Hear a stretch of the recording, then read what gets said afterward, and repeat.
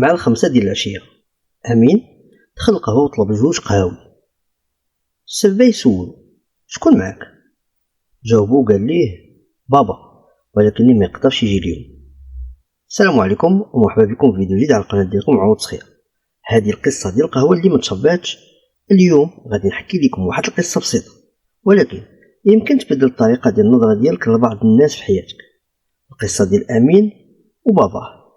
أمين كان شاب في العشرينات كيقرا في الكلية، عنده طموح وعنده أحلام كبيرة، ولكن كان عنده مشكل واحد اللي هو ما كيتفاهمش مع باباه كان راجل قاصح شوية، قليل الهضرة وما كيبانش عليه الحنان.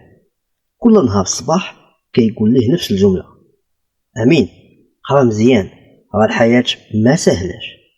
أمين كان كيسمع هاد الجملة بحال شي ضغط، كيحس براسو مقجوج بحال الا باباه ما كيتيقش فيه. كان عندهم واحد العادة قديمة، كل نهار الحد مع 5 ديال العشية كيعيط ليه باباه: أمين تجي نشربو قهوة.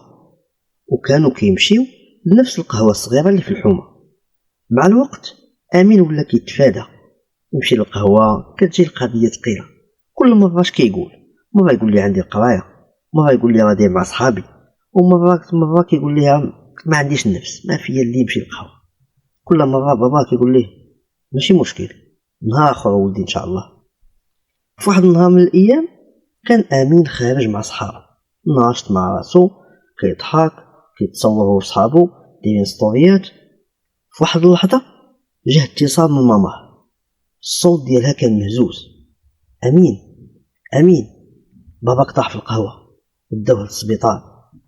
امين الدنيا دارت بيه، مبقى فهم والو، مشى للسبيطار. مع وصل كيحس بقلبو كيضرب بقوه، شاف باباه فوق السرير متكينو تمايا، عينيه مسدودين، قوة الخيوطة والأجهزة ضايعين به. مشى عند الطبيب سولو، قال لهم الطبيب شنو نقول لك ولدي، كان عنده مشكل في القلب من المدة هذه، ولكن ما كانش كيشكي وحتى الدواء ما كانش كيداوي عليه. امين بقى مصدوم ما فهم والو، كيفاش مشكل في القلب ومن المدة هذه، وكيفاش انا ما عارف حتى حاجة. المهم بقى حدا باباه يومين في السبيطار وهو كيتفكر القهوة اللي ما مشاش ليها، والهضرة اللي ما دارش بها، واللحظات اللي ضيعها على راسو. في واحد اللحظة بابا حل عينيه بشوية، شاف ولده حداه وهو يبتسم، وواحد الصوت ضعيف قال ليه: أمين الحد الجاي إن شاء الله القهوة عليا. الدموع ديال أمين هبطات بلا ما يحس، شد في ايد بواه وقال ليه: غير تخرج بخير بابا ونمشيو كل نهار لحد القهوة ولا فين ما بغيتي.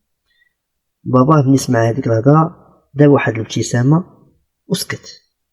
ولكن الحد الجاي ما جاش، حيت في هذاك الصباحيه ديال هذاك النهار ديال هذيك الليله القلب ديال باباه ما تحملش ومات، الله يرحمه. دازت الجنازه وداز العزاء، داز العزو بحال كاع العزو في كاع الديور ديال المغاربه، والحياه رجعات كي كانت قبل. ولكن حاجه وحده اللي ما رجعاتش وهي بابا امين.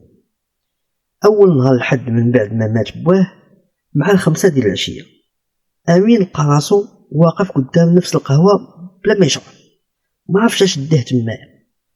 المهم لقى راسو قدام القهوه، هو يدخل، مشى جلس في البلاصه اللي كان بواه كيبغي يجلس فيها. عيط على السباي قال لي: عافاك جيب لي 2 قهاوي. قال ليه: شكون معاك؟ قال لي: واحد السيد غير ما يقدرش يجي دابا. تما بدا كيتفكر علاش بابا كان كيعيط ليه كل نهار الحد، علاش كان مصير يجلسو في القهوه. ومن بعد فهم بلي باباه ما كانش باغي غير يشرب قهوه، ماشي غرضو في القهوه بحد ذاتها، كان باغي يجلس مع ولده واحد السويعه، كان باغي يسمع ليه، بغي يشوفو قدام عينيه ويبقى مطمئن عليه. ولكن امين كان كيتصحاب ليه غير عاده ممله زايد ناقص. من بعد اسابيع وهو كينقي في الحوايج ديال باباه، لقى واحد الدفتر صغير، حلو باش يشوف شنو فيه. لقى فيه التواريخ ديال كاع النهار الحد اللي مشاو فيه للقهوه. النهار اللي مشى معاه امين للقهوه كيلقاه داير حداه واحد النجمه صغيره، والحد اللي ما مشاش فيه امين معاه للقهوه ما فيه حتى شي علامه. وفي اخر صفحه كان كاتب امين ولا راجل وقته ولا قليل، ولكن غير يجلس معايا غير مره في السيمانه غنكون بخير. هنا امين ما قدرش يستحمل وانفجر بالبكاء. ذات 6 شهور امين تبدل، ولا كيدير قيمه للوقت. الا عيطت ليه ماما كيجي في البلاصه، الا طلب شي حد يجلس معاه ما كيأجلش بلا سبب، ما عدا اللي كانت شي حاجه اللي هي ضروريه، حيت فهم درس كبير. الوقت اللي ما تعطيهش اليوم يمكن ما تلقاهش غدا، واخا تبغي تخلصو باللي بغيتي تخلصو. وحتى اليومنا هذا وحتى الان كل نهار حد امين مع 5 ديال العشيه كيمشي لنفس القهوه، كيجلس وكيطلب 2 قهاوي، كيخلي وحده قدامه وكيبقى كيبتسم. قصه حتى لهنا سالات.